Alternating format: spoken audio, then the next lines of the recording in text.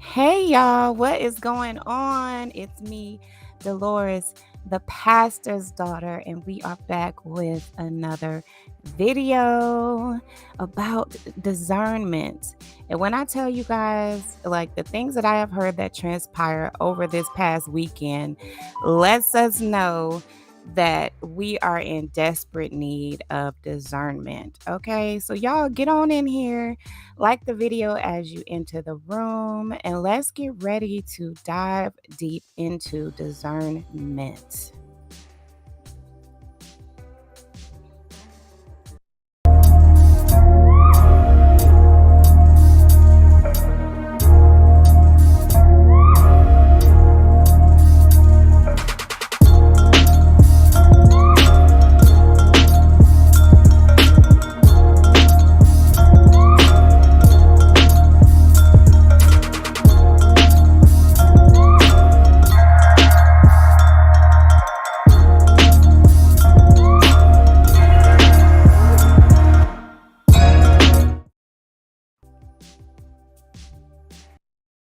She didn't just find out that he was a scoundrel. She knew he was a scoundrel. Because sometimes God gives us knowledge, but that knowledge doesn't have to be acted on the moment we receive it. This is all out of order because I was supposed to give you steps, but I'm going to tell you right now. She knew who he was a long time before this moment. But just because she knew didn't mean that she had to act on it. And just because she knew didn't mean that she had to ignore it. Sometimes the most powerful gift you can give yourself as it relates to knowing what you know is recognizing the timing in which you release what you know. Timing is everything. Timing is everything. Timing is everything. Can y'all hear me okay? Let me know you can hear me once you get in the room. Y'all, I am so excited to bring to you another installment of a Yearn to Discern, a book review that we are doing with me adding my own commentary, child, because y'all know I bet sometimes y'all can't even tell like the difference. Like, is she reading right now or is she put her own spin on it, child? Like you never know. You never know. But hey, before we get started, with let me remove this overlay. Let me see. Okay, so first of all, why am I not showing here? Can y'all hear me okay? Let me know you can hear me. I'm gonna do a little check myself. Hold on. My own commentary, chat. Okay. For some reason, my little streaming app is acting funny. Let me see if y'all will be able to see. Okay, so that's the book we'll be reviewing. But before I pull that up, y'all. Okay, so let me just tell y'all about the stuff that transpired this weekend. Okay, I just got news of it about the lady being hit in the face with a brick. Y'all, are y'all like what? What in the world is going on here? Like, so that's what we doing now? Like, we just going around hitting folks in the face with bricks, and like that is just crazy to me. But like I said, you guys, I have been talking about discernment, and what we can say is that neither party in that situation used discernment. Okay. Now, I know that whenever you talk about a situation where someone has been victimized, the tendency is for us to have ultra sympathy, right? We are like sympathetic, we're empathetic, we feel sorry for the person who is victimized. However, right? Even though I feel all of those things, I can also tell you that she did not use discernment in that situation. She did not use discernment in that situation. And we simply cannot continue to even add commentary to a situation without being completely upfront about the situation and taking responsibility and accountability for our parts in the situation. Now, There's been a lot of back and forth about what exactly happened, how the young lady was taunting the man. He asked for her number. She said no. Her story is that he asked for her number. She said no. He picks up a brick and is threatening to hit her with it. She's in disbelief. And during that time, she gets hit, right? Then she has a lot to say about the other men who were there who simply watched her get hit by this brick and did nothing. And so she's disgruntled, right? And she's upset and rightfully so, right? Rightfully so. However, once more of the story started to come out and other people added their viewpoints of the situation, it appears that the young lady did not use discernment in that situation. Now, we've been talking about discernment, right? We've been diving deep into this book, right? So there is, like, I'm not just, just coming out of, just coming from nowhere with this, right? We've been talking about this. We've been talking about how you can avoid harmful situations and people when you use discernment, right? However, we see time and time again where people simply are not using discernment. Yet the tendency is for us to have sympathy, never really adding the viewpoint or the necessity, right, for discernment, never really making that clear. And the fact of the matter is that I truly believe that this situation could have been avoided had she used discernment. Okay? Had she evaluated the situation, right? Disengage from the situation. We've talked about this before, you guys, right? We've talked about disengaging. We've talked about, hey, when a situation like appears to be a ways, then you need to remove yourself from that situation. And I just do not believe that that was an unavoidable situation. I believe that both parties, right? And we have to make that clear, is that on both sides discernment could have been used, but discernment was not used on either side. But it's more crucial for women, which is who I'm talking to at this moment, is more crucial for you to use discernment, because guess what? Guess who was hurt in this situation?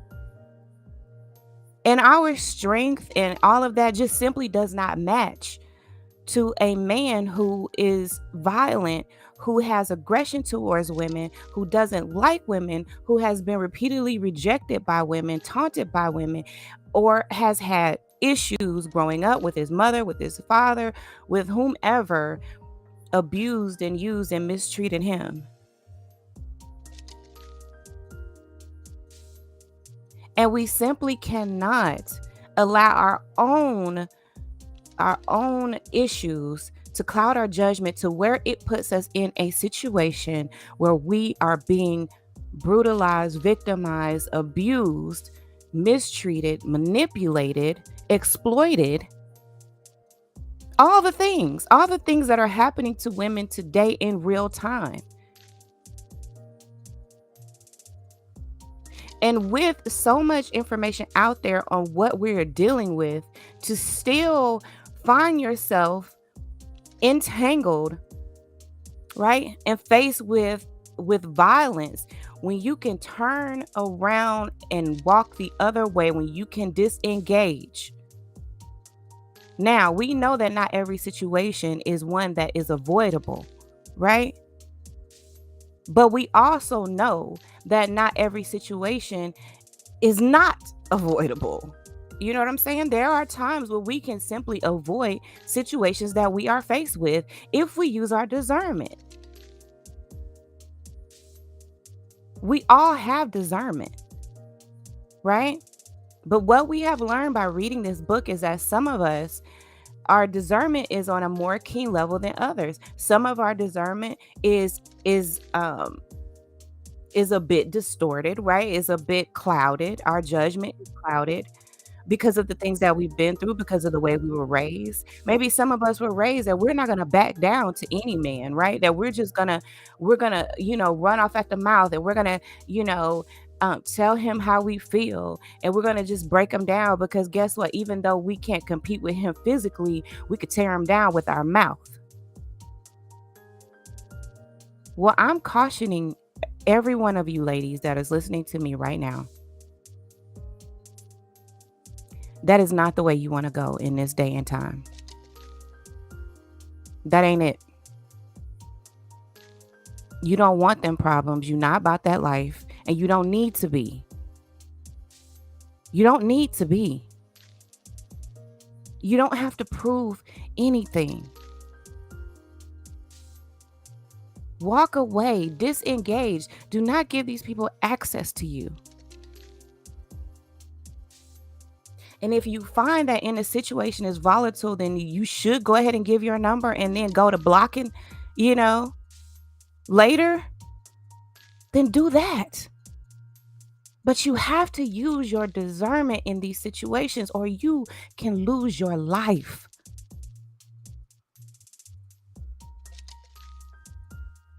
And I refuse to believe that there was nothing that she could have done in the way of discernment that could have saved her from being hit in the face with a brick. Okay? Listen, I know that people are going to view this as victim blaming, right? Because what a lot of us want to do is just have people feel sympathy for us. We just want people to feel sorry for us. To go to bat for us, to tell each other, well, you're not wrong, sis. He's wrong. Well, yeah, he's wrong. But sis, so are you. So are you, because if you had just activated your discernment in this situation, then maybe, right? Because there's no guarantee.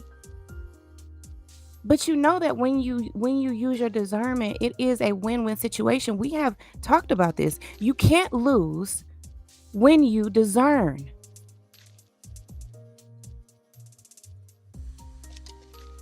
And when we take responsibility, right? When we take responsibility and accountability for our actions, we take control. There's a serenity prayer that says, God, give me the strength, right? To change the things I can.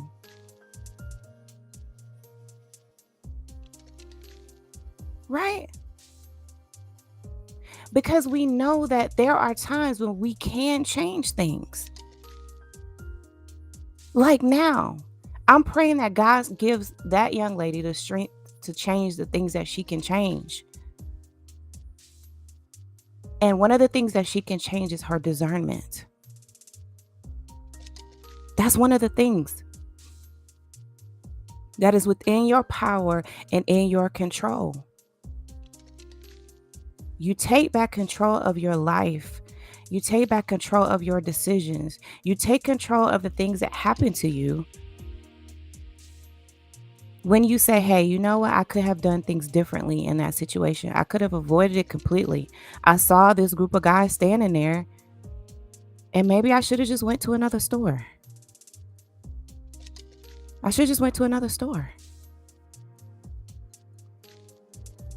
Maybe I should have just gave him my number and just blocked him later. Maybe I should have said, no, thank you. Is there a way to de-escalate these situations to where you don't end up being hurt? And I'm telling you now, ladies, and while we are talking about discernment, do not come on this channel expecting for people to feel sorry for you when you don't discern, when you are not using your God-given ability to make wise decisions and safe decisions for yourself. What exactly do you want us to do? What do you want your community of people who are empowering you and strengthening you and standing beside you? What do you want us to do if you don't use your God-given ability to discern? You actually make it unsafe for all of us. So you become dangerous when you don't discern. And I'm telling you now, there are a lot of women who are taunting men, who are saying, hit me, hit me. You ain't gonna do nothing. And I'm telling you now, you need to stop. You need to stop. You cannot afford to be that brazen and that nasty in this day and age when you have people who are on the ready to inflict violence upon you. And every other woman that looks like you, that has the same skin tone as you. And if we are going by the golden rule, which we talked about in the beginning of this lesson of a yearn to discern, right? We talked about having respect and dignity. But from the accounts of people who were there, she did not have respect or dignity for that man. And neither did that man have respect or dignity for her. So you can see how discernment is not being utilized on either side. And now we have a world that is volatile, that is nasty, and people are simply like leaving their home, looking for some mess to get into, looking for someone to attack. I dare somebody to cut me off while I'm driving. I dare somebody to cut me in line. I dare somebody to do this and do that. Like, people are literally like, I wish a Negro would. They're leaving their homes with that attitude instead of the attitude of discernment. Of, you know what, I'm going to treat everybody with dignity and respect. And so we have these situations where people are literally dying. People are being victimized. People are being attacked. People are being assaulted. And the fact of the matter is, there are way too many channels out here. Princella the Queen Maker, for example. Cynthia G, for example. Tanya TKO, for example. A lot of channels out here that are telling you about the types of violence, crime shows, for example, right? Of how volatile it is out here in these streets. They're telling you this.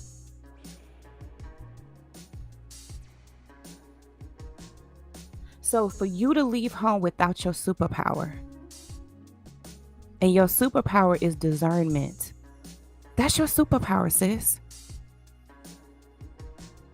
No, everything is not avoidable, right? Like, there are going to be some things that you are faced with. But when you have discernment, then even when you are faced with volatile situations, you are more wise about how to get out of those situations. Are y'all following me here? This is not in an effort to blame, but there is plenty of responsibility and accountability that goes around here. And as women, we really don't like to take accountability and responsibility when we are victimized by a man. When we are mistreated by a man, we want to put all the blame on him. And I'm telling you now, you will continue to be victimized if you approach the situation with that posture. If you approach the situation with, I'm just looking to blame whoever hurt me, never doing any type of internal analysis, never saying, hey, I need to move differently so that I don't find myself in that position again. That's what accountability and responsibility does, right? That's what self-reflection does for you. It keeps you safe. And I am sick and tired of hearing about all of this violence that is happening against women when I know, when I know that a lot of times it's only a matter of you ha- activating your superpower, which is discernment. Discernment is your superpower. Discernment is your antidote. So let me go ahead and give you this dose of discernment today, okay? And today we are talking about establishing boundaries. We are still in chapter 5. We're still in chapter 5, and we are talking about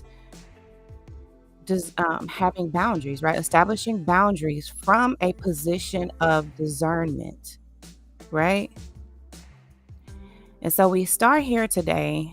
And if you guys have been keeping up with this, that we have been really building this foundation of discernment and really just building it up, right? We're starting to see some shape taking form, right?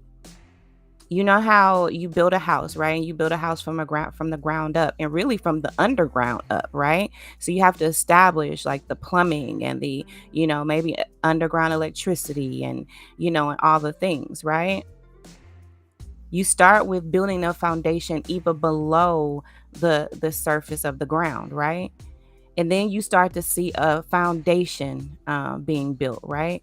And at the time, you really can't even tell how the house is going to look. You can't tell, right? You can't tell like how many bedrooms is going to be in there.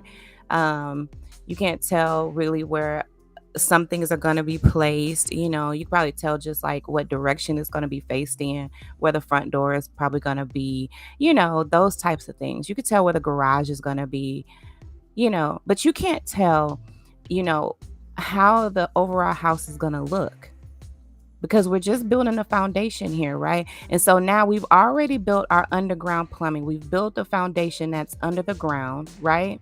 And now we are starting to see the actual form of the house take shape, right? We've got the foundation built now. And so we are going to continue and continue and continue until this house is built, until we have a structure, right? And when you think of a home, this is a great analogy, because when you think of a home, you think of a safe haven. You think of a place, where you can go and you can lock your doors. You keep people out, you keep yourself in, you keep yourself safe.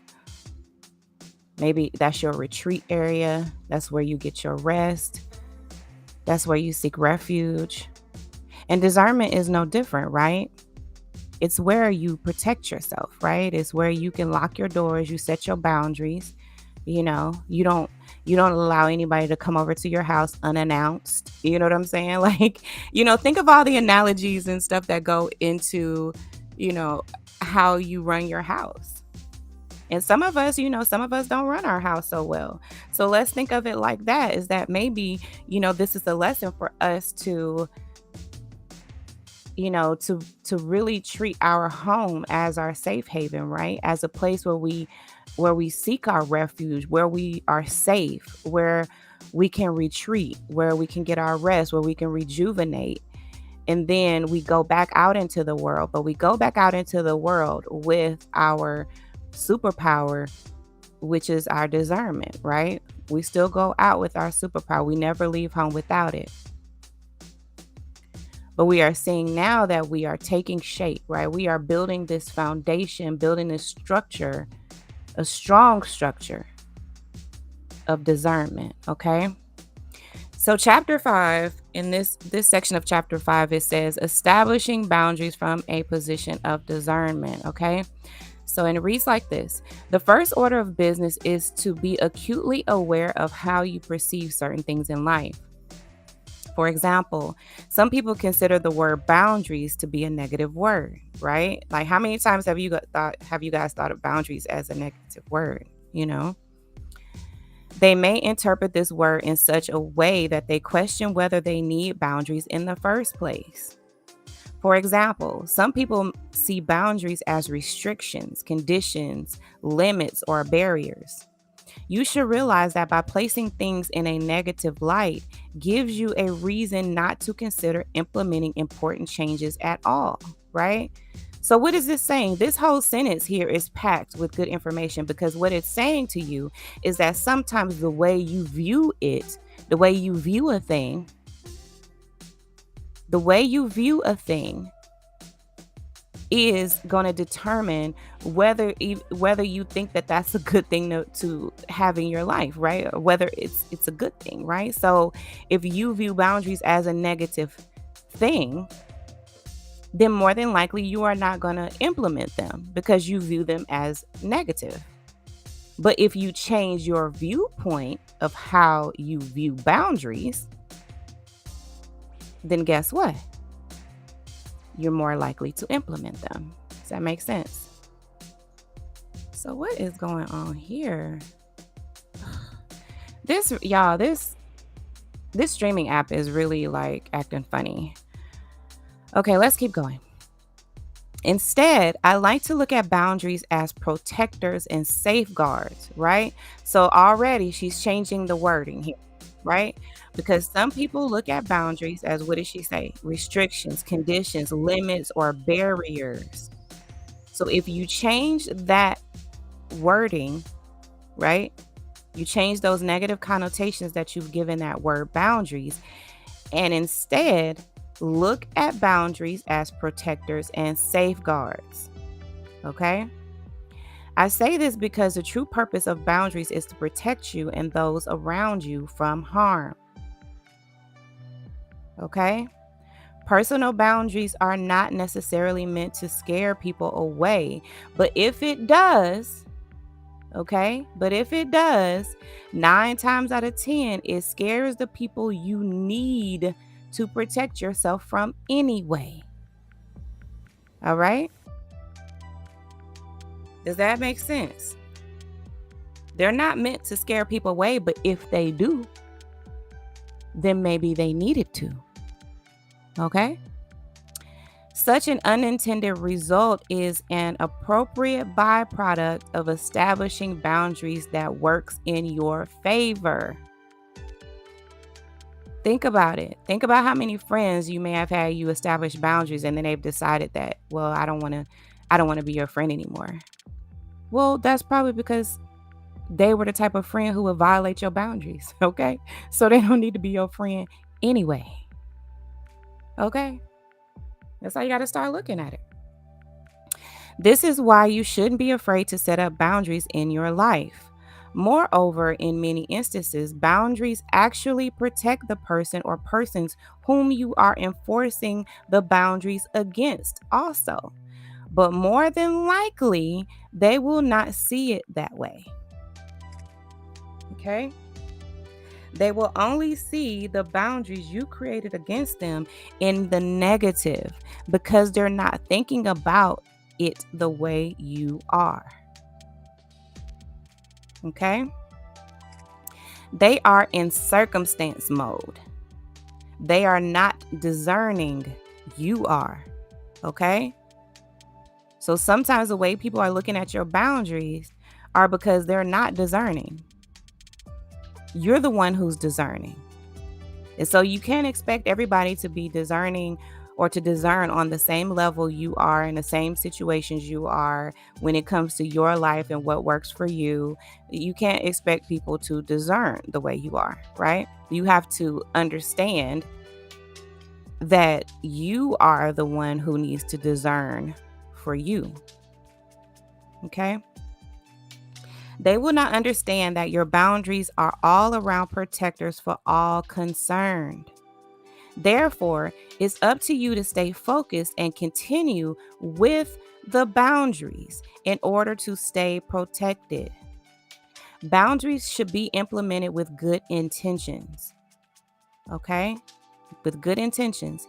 Intentions are paramount. And I told you guys before when we were talking about judgment, discrimination, and how when we are discerning, we may be using judgment and we may be using discrimination, right? But what makes the difference? What makes the difference is your intention. Okay? Intentions are paramount. And when you are establishing boundaries, they should be implemented with good intentions. Okay? Intentions are a thing intended, an aim, or a plan. Okay. Number 2, the action or fact of intending.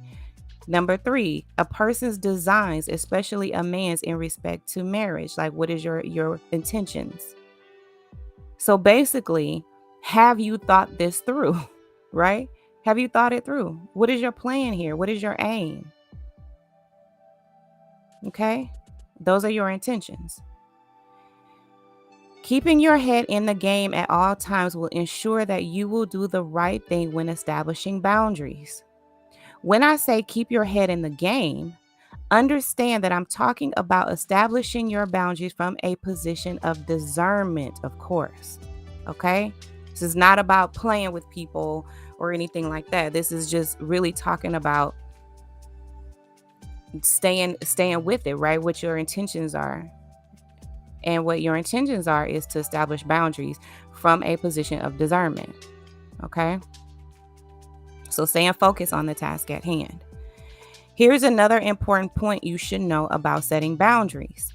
Ideally, boundaries should be implemented before you have a problem with someone. This is key. You see, it is underlined, it is in bold. Do you see this? And I've already highlighted it, okay? I highlighted it. Boundaries should be implemented before you have a problem.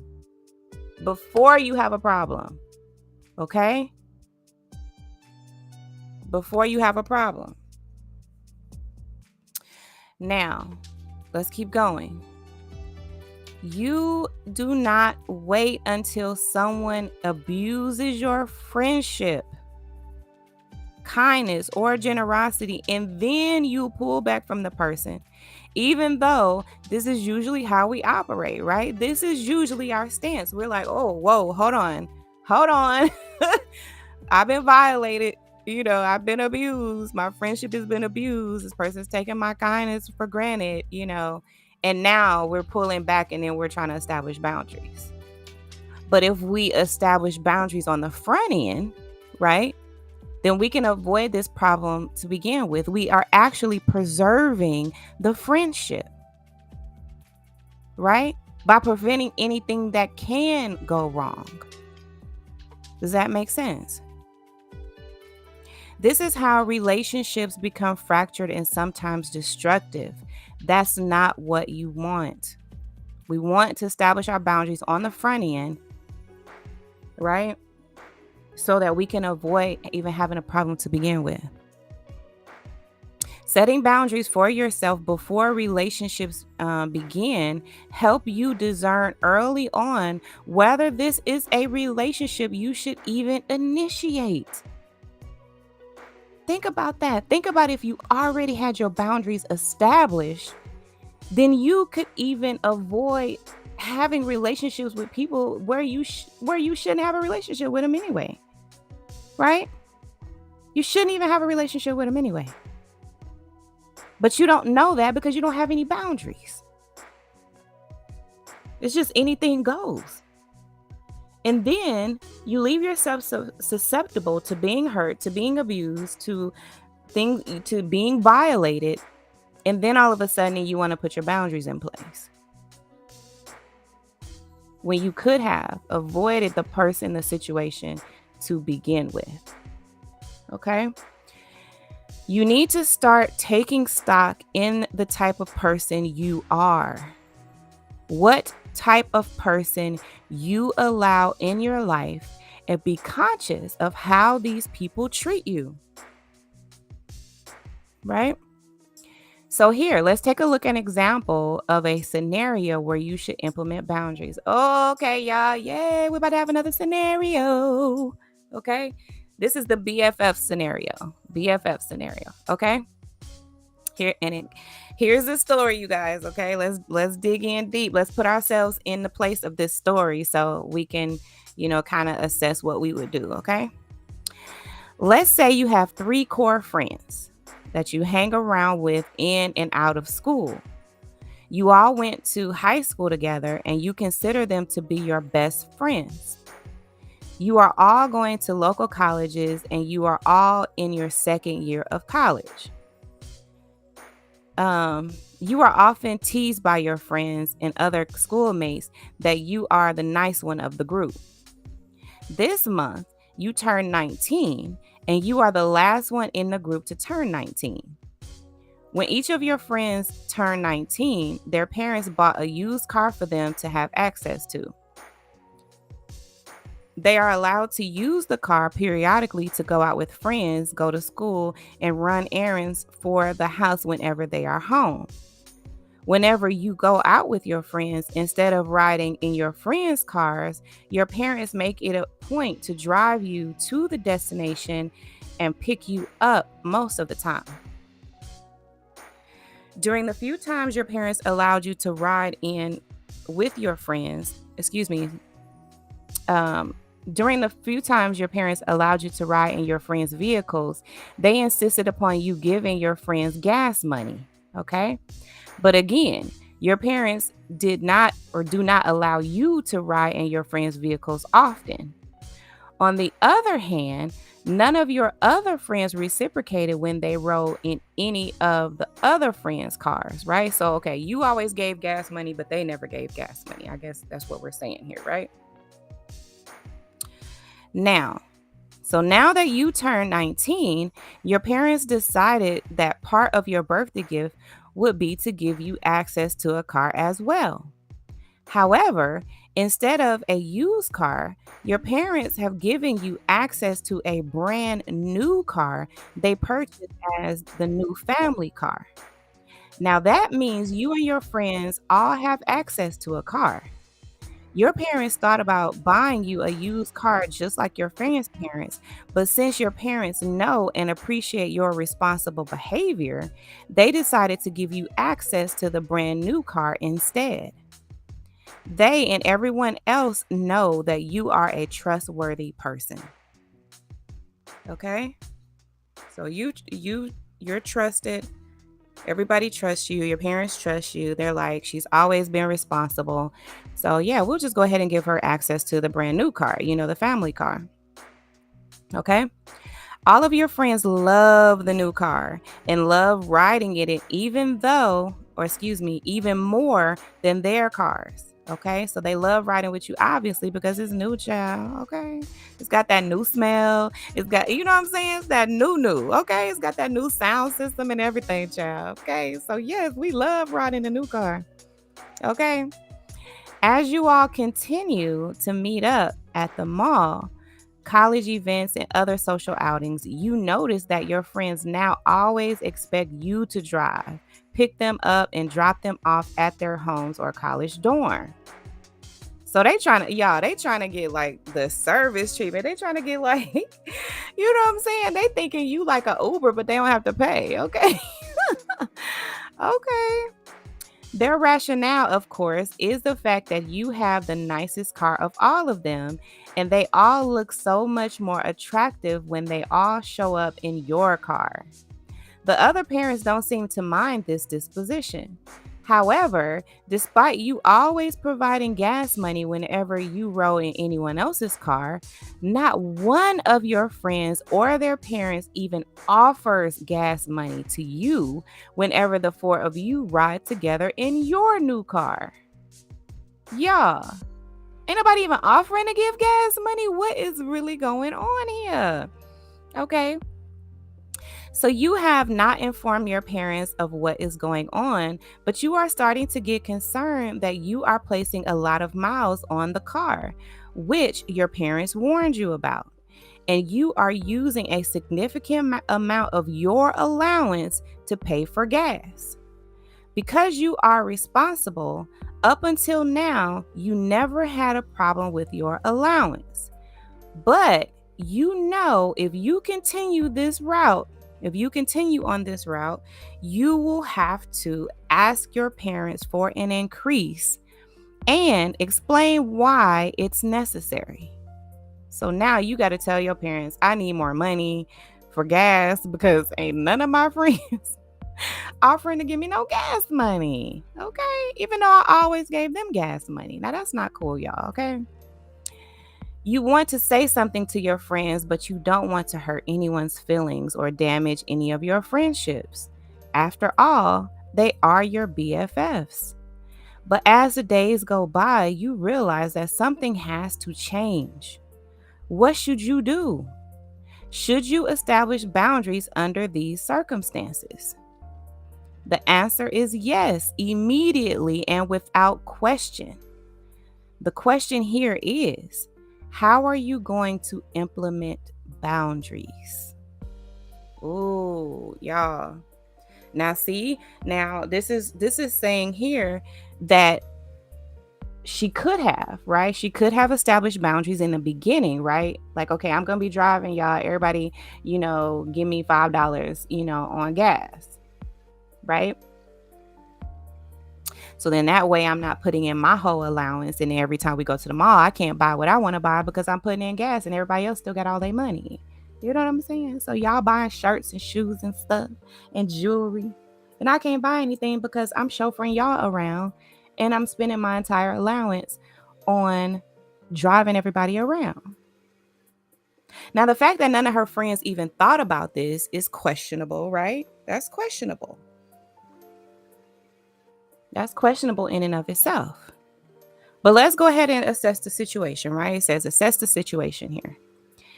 In looking at the facts, you can see how this situation spiraled out of control.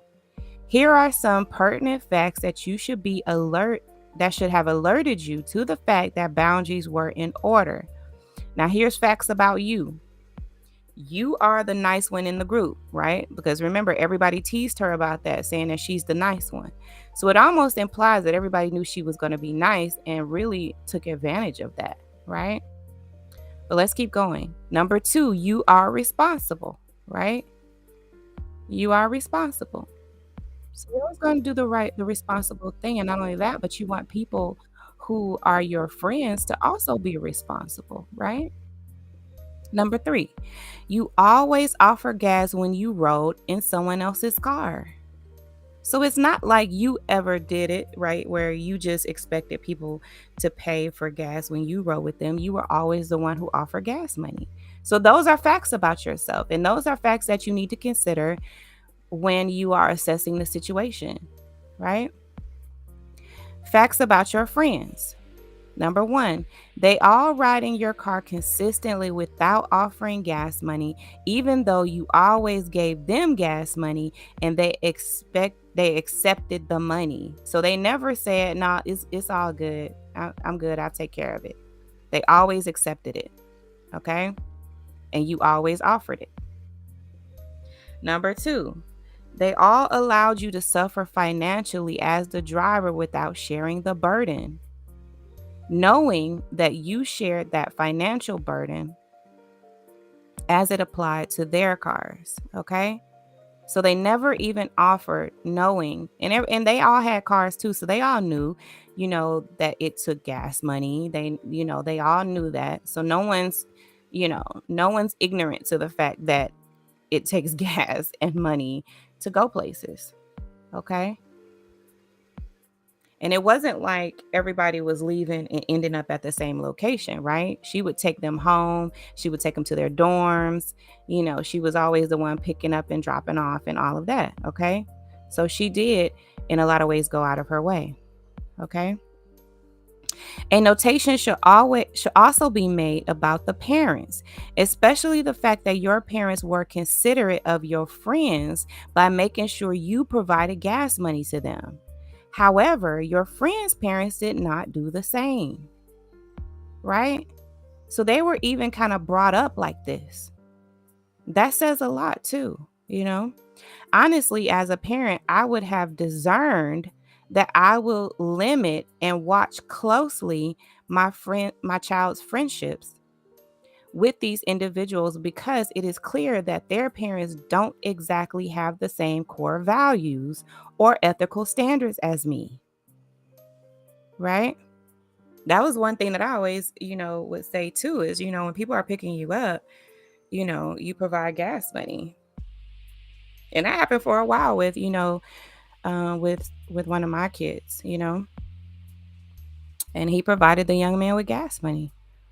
He would buy him food. He would, do all the things because he was getting a ride with him, And I just insisted that, that be appreciated and compensated for.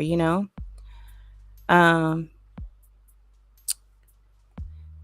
and then I think the young man ended up taking advantage of that, but whatever. We're not going to talk about that. That's not what we're talking about right now, okay?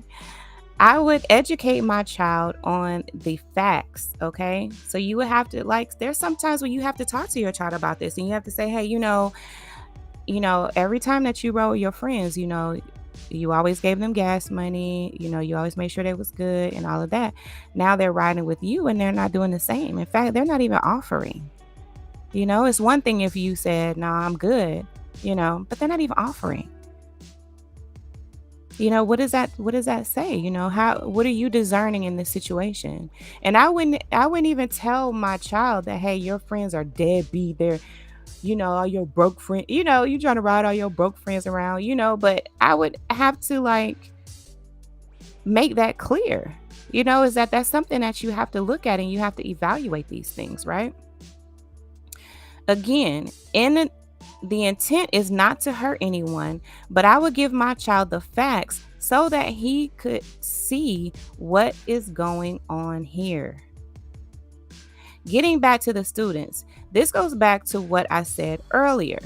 You should have been able to avoid this situation by doing the following: taking stock in the type of person you are, what type of people you allow in your life, and be conscious of how these people treat you. Even if you didn't know it before, you can see how your kindness was exploited by your friends. Some people tend to exploit kindness at any opportunity. Okay? This is the way that some people are. And you have to realize that this is the way they are, and I don't want those type of people in my life. It is your job to protect yourself and not allow people to change you from being you. So that doesn't mean that you all of a sudden have to be hard, or you can't be kind anymore. You can still be yourself, but you just don't allow people in your life who will take advantage of you. Right? So I can still be kind, but I just won't let, people who exploit that in my life. I'll keep my distance from them. Okay? Any changes you make should be made on your terms. The way you do this is by setting boundaries.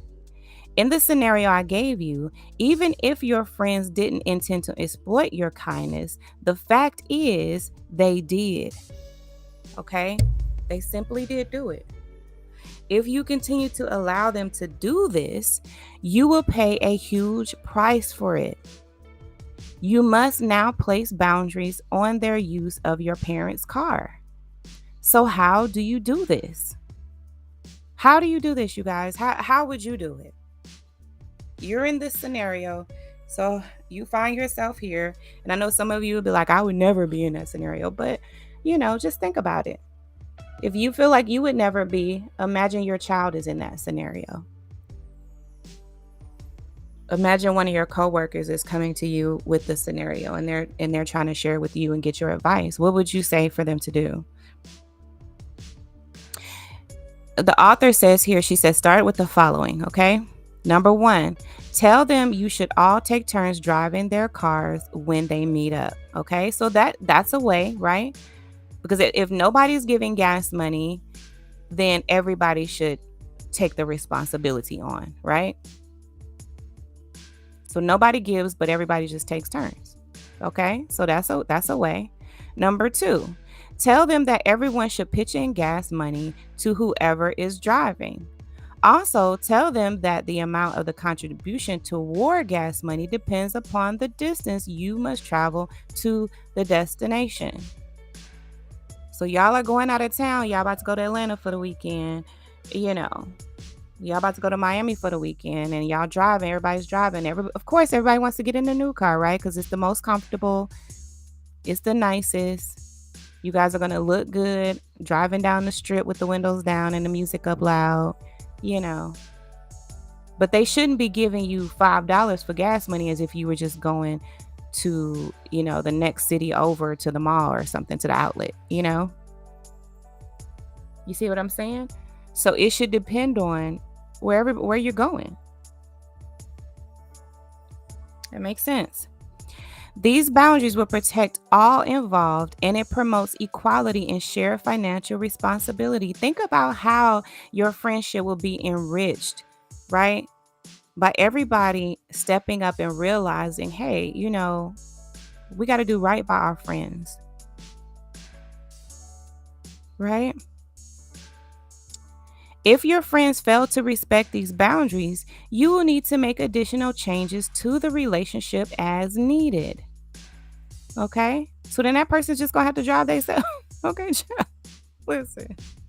You don't want to put in no gas money, child, and you just put all the gas money in your own car and you drive. In some cases, you may need to sever relationships. This is classic discernment in action. Okay? Classic discernment. I do not believe you need to explain boundaries to anyone. And I have to agree. Because why should you even have to explain this situation in these boundaries? It just this should just be understood. And if you have to explain, then that's an indication for you about who you're dealing with, right? However, if you decide to explain why these boundaries are being implemented, you can explain to your friends why these boundaries are necessary. Once the boundaries are implemented, you will discover who are your real friends and who are not. In other words, you will see who respects the boundaries and who will not. Now, let's get back to people who are relentlessly committed to the core value of family. Okay? Remember, that's the first core value that we were going over, core value of family. And remember, we were talking about when people have this stance like family over everything, or that they'll do anything for family. But you also have to realize that you have family who will exploit that, right? Who will take your kindness for weakness, who will treat you as a doormat, and who will walk all over you to get what they want from you. So when you hold this core value as she says here, relentlessly committed to it, right? Then you have to realize that you are leaving yourself susceptible to people who do not value family like you do. Okay? People who place a limitless value on family would be surprised to hear that family should be managed from a position of discernment, right? So you should still be using your discernment even when you are dealing with your family members. The fact is, all relationships should be navigated with discernment in mind, especially family and intimate relationships, since they are the ones that have the potential to hurt you in some of the most severe ways. Let me say that again. All relationships should be navigated with discernment in mind, especially family and intimate relationships, since they are the ones that have the potential to hurt you in some of the most severe ways. Some of us have been hurt severely by family.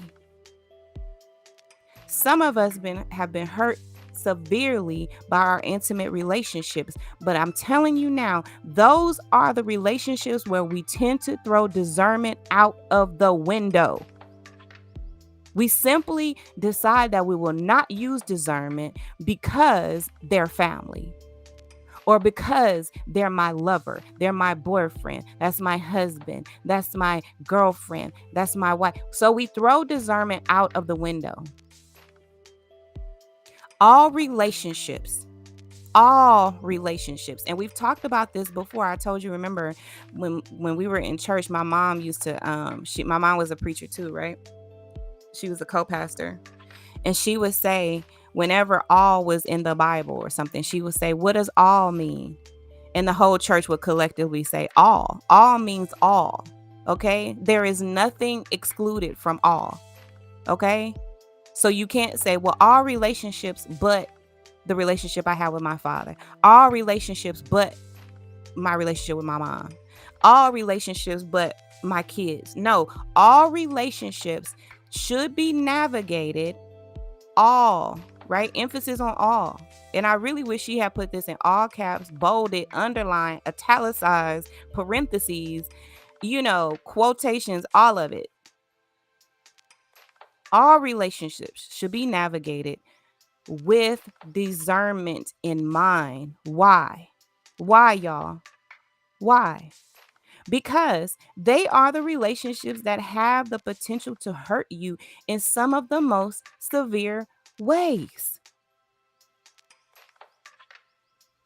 Once again, the way to navigate these crucial relationships in all relationships is by establishing limits and boundaries that will protect you, allow you to assist loved ones or those in need, but which ultimately serve to keep you focused on your purpose. I'm telling y'all, this whole book will preach. This whole book is like back-to-back sermons. Back-to-back sermons. If I was a preacher, I'd totally be preaching from this preaching from this book, okay? Do you hear me? Okay. The common theme with discernment in every situation where it is used is that it protects, assists, directs, and guides appropriately. Okay? In every situation. Every situation. Y'all see that? In every situation where you use discernment, it will protect you. It will assist you. It will direct you, and it will guide you appropriately. This is why you shouldn't look at establishing limits and boundaries within family relationships as a negative. It's not a negative, because you are actually protecting and preserving the relationship itself by having boundaries. Okay? Those boundaries are for their benefit just as much as it is for yours, even if they don't realize it or understand it. And I'm not telling you that in every situation your family or your intimate partner or whatever is going to understand that you are establishing boundaries from a position of discernment, right? They may not understand it or realize that you are establishing boundaries for the purpose of protecting, assisting, directing, and guiding yourself appropriately, right? But you are. So therefore, you should not give. You should not give in when it comes to these boundaries, even if the person doesn't realize it or understand it, okay? After all, you are the one discerning here. So you are the one who fully understands the ramifications of what you are establishing.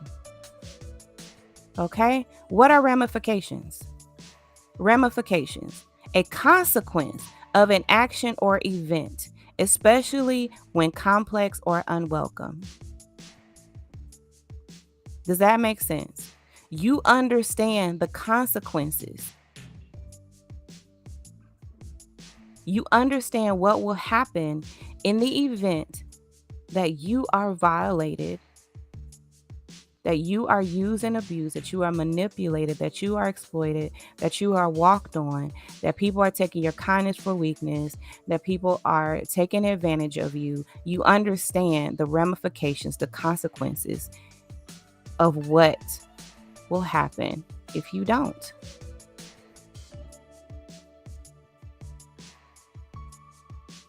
And you understand that having boundaries is a proactive way of ensuring that things don't happen. Even if you fully believe that that person will not violate your boundaries, right? You fully expect that the person will not mistreat you, but you have boundaries in place because you realize that you must be proactive, preventative, okay?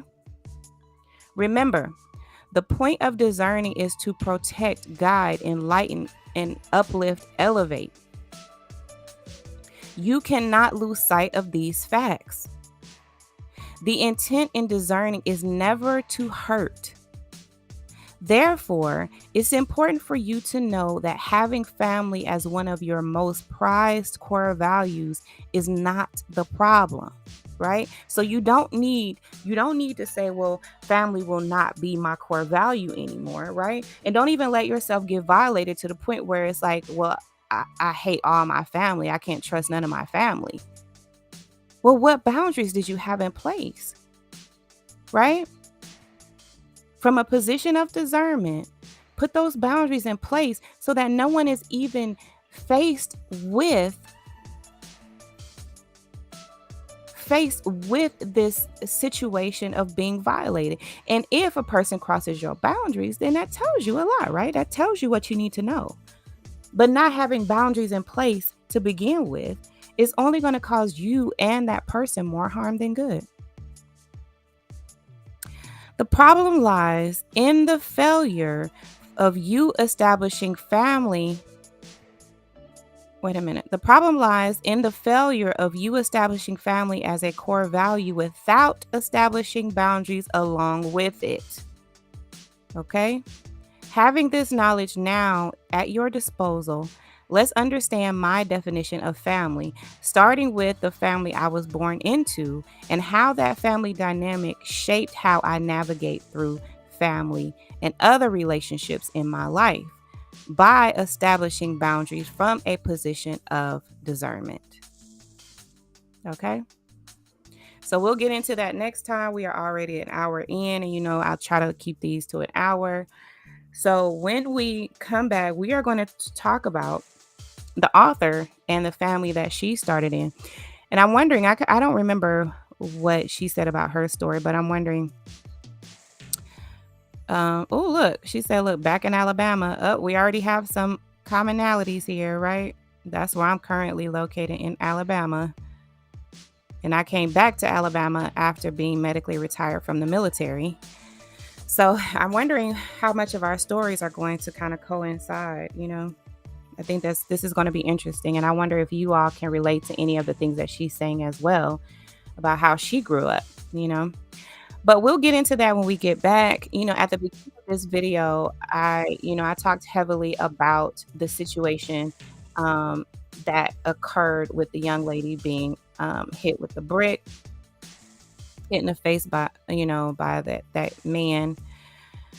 And my heart goes out to her, and I pray for her healing and her understanding. And I pray that above all, that she takes responsibility and accountability for her part and decides that discernment is something that she wants to activate in her life, that she wants to really use as her superpower. I pray that God guides her to this channel and to this whole series on discernment, and really that she works towards increasing discernment in her life. And I pray that even the young man who did that he finds his way to this channel, and that he works on establishing, really activating discernment in his life. And because that just can't keep happening in our community. And the violence against women, and I haven't done my due diligence and in looking up the stats on the violence against other races of women, because I know, like, right now my focus is on what they call Black femicide, right?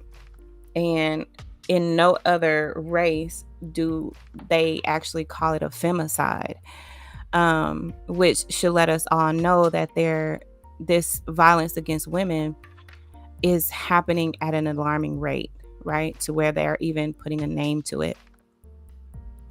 And so, I would like to ask for you all to just, to really pray and to disseminate these discernment videos, because you can see that as long as people are using discernment in their everyday decisions, then a lot of these harmful situations that they are faced with can be avoided. Um, and especially when we're talking about these public violence situations, um, and even when we talk about the intimate partner violence, because that's what's happening a lot in our community is this intimate partner violence, and it's truly disturbing. And my mother, my very own mother, could have been one of those statistics of the Black femicide at the hands of my father. And it was through discernment that she is living and thriving now, that she has a fulfilled life, that she's happy, she's healthy, and she is safe. And that's what I want for all women. And so I am starting my signature counseling program, my signature coaching program. I am a nationally certified counselor. However, when you all work with me, I will be coaching you, okay? Not counseling you, I will be coaching you on this process of discernment. And why? Why discernment? Because discernment is your superpower. It is. It's your superpower to break free. Okay? To break free of spiritual abuse, break free of abuse, break free of toxic relationships. Right? So that you can reclaim your voice. You can reclaim your identity. You can reclaim your self-worth. And you have to ask yourself, how worthy do you feel right now? Do you even have your own identity? Your voice. And some of us have been silenced, we've been isolated, and we've been terrorized. And it's time for us to break free of that. And our ticket to break free is discernment. It's discernment. And so make sure that you share this video. Share it with men and women alike. At least share it with 2 people. Hit the share button, send it to 2 people. And that is your, that is your contribution to making this world better. Because we all need discernment. Okay? So I'm going to let you all go for now, and I will talk to you all later. And remember, you are important to me. I need you to survive. I love you guys. Bye-bye for now.